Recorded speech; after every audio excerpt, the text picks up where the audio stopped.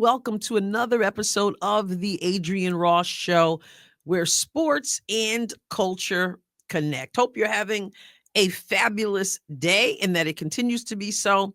I ran across a piece of the Pivot podcast. Ryan Clark was speaking. I only caught this piece. I don't follow Ryan Clark. I don't follow the Pivot. I've never seen the Pivot, I don't think.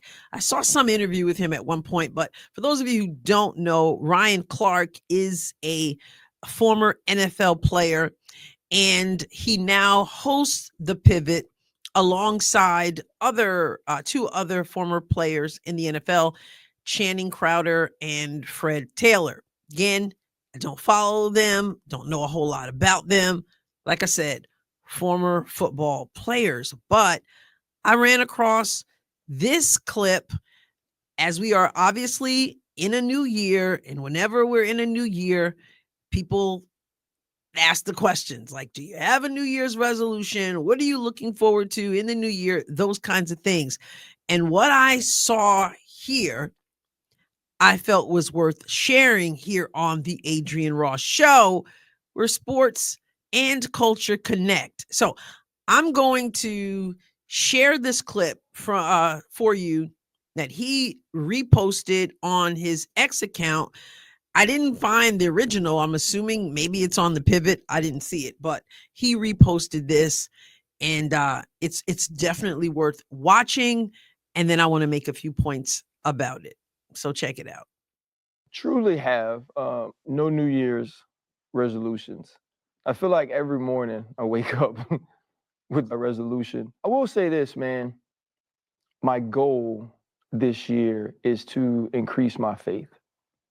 I was having a conversation recently, and I was talking about when I was sick, and when I was sick, man, I remember like thinking I was dying, like actually like, oh wait, this is what it feels like.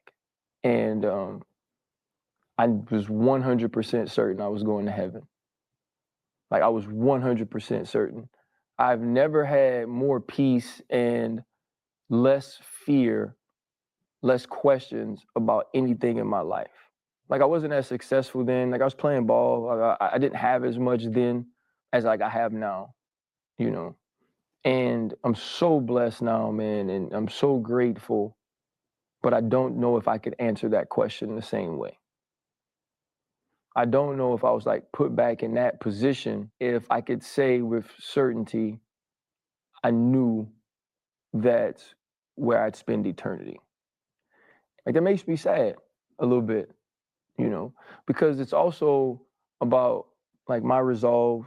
It's also about my discipline, right? It's also about my steadfastness. All of these things that actually make me very good in this life.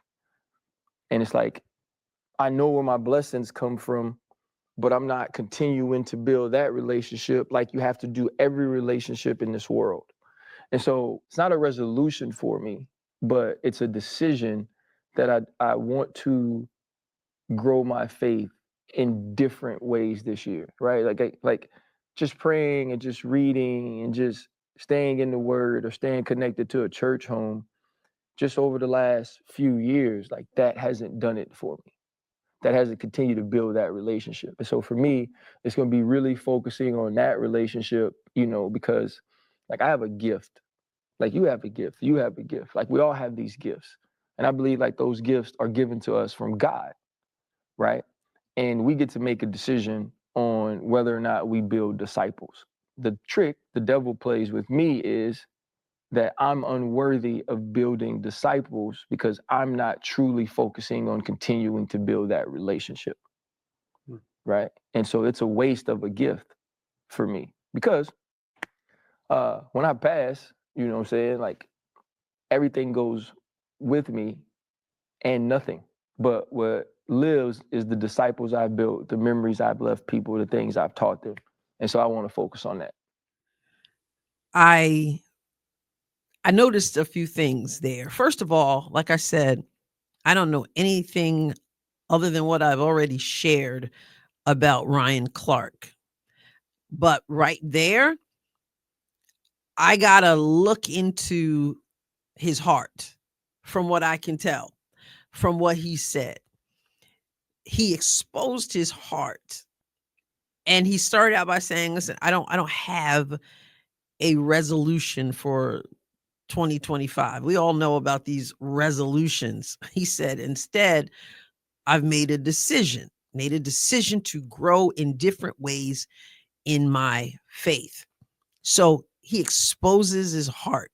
And it's so fascinating to me because you could hear a pin drop while he was speaking.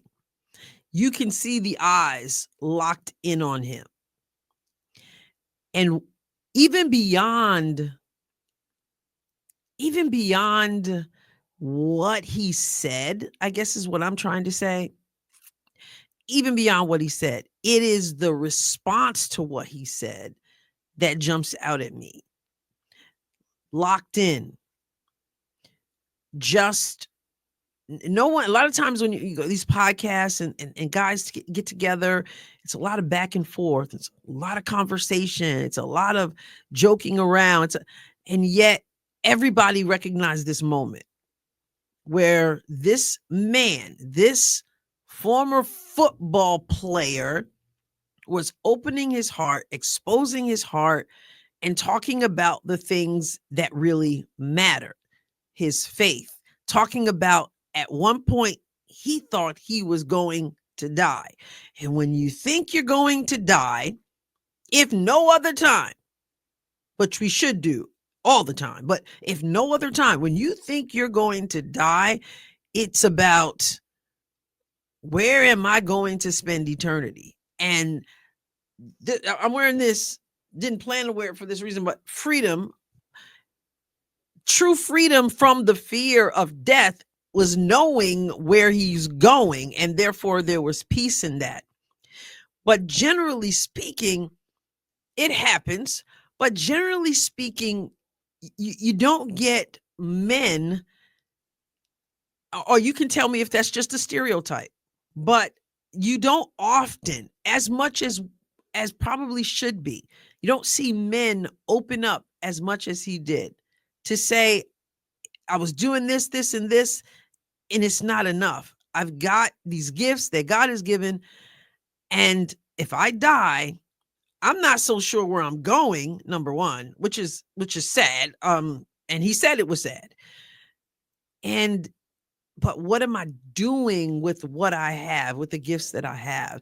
And to see other people just sit there and listen to him, because dudes, I'm telling you, when you turn on these podcasts, for the most part, it's the F-bomb, it's macho, it's a lot. And there are exceptions to that. I'm not putting all the guys in the same, not saying that of all men.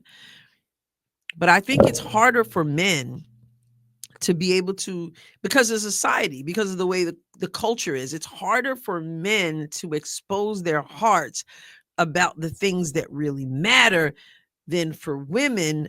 And it's unhealthy for men, I think. And it's interesting to me because, and I heard this years ago, that women raise boys to not be that transparent and open and talking about where you fall short and where you want to do better and just exposing your heart. We tell that to the boys when they're growing up, don't you cry. And you don't want to raise wimps, that's for sure. But what we saw right there, that's not wimpy. That's strength. Society's got it mixed up, right? They see strength as dropping the F-bomb, as many cases being so macho that they would never say the things that he said. That's wrong. Strength is being able to see a standard and recognize you're not God and you need him. Strength is being able to love, being able to say I'm wrong. Strength is all of those things that we've kind of turned around. But back to the point, you raise up boys and we tell them, be this way, be macho, da da da. And then people marry these people, and then we like, well, I never get to see him cry. I never get to see his heart. It's like, because you raised these people this way. There's some other woman saying the same thing because of the way you raised her husband, right? So anyway, I just wanted to give a shout out. I just wanted to point out that what he did right there, number one, it's just powerful. It's a powerful message, and I wish him well as he desires to grow in his faith, and also to notice what was around him and the quiet and the people be soaking it up.